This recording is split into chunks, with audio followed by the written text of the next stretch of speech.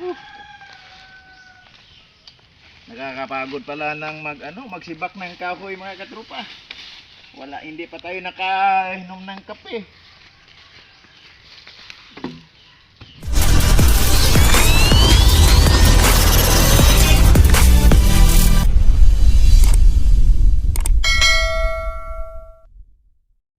Hey, what's up mga katropa? So ngayon yung araw na to mga katropa, kasama ko ngayon si Kabady. Ayun ang kahoy. Gamit yung yung mahiwagang gabas. Hello katropa.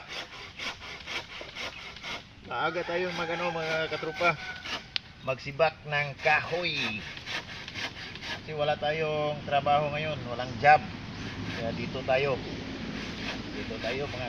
mga katropa. Tayo mga katropa. Parang exercise na rin to.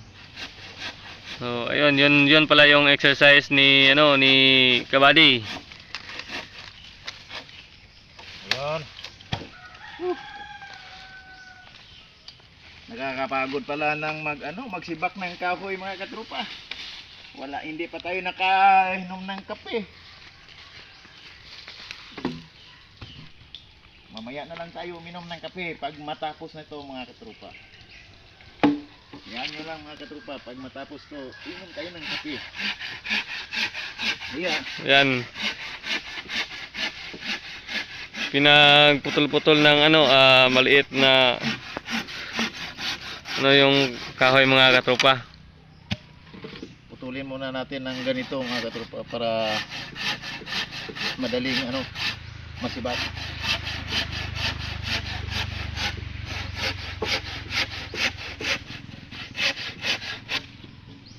Huwag niyong kalimutan yung ko mga katropa, yung page ko, Rene Loayon. Yun lang. I-share na lang din sa mga video ko at saka like. Nagsibak ng kahoy si Kabady kasi walang tawag doon? Walang trabaho.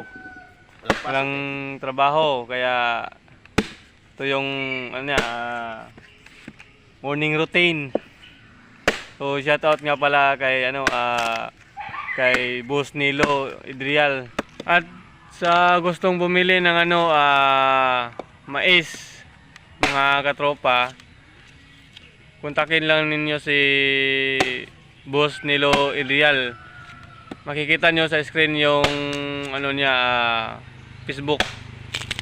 Shout out din kay Joseph Mio Official from Sinakaban, from Kulupan, Sinakaban, Misamis Occidental. At shout out din sa Oro Frankster. Shout out sa inyo lahat dyan. At shout out din sa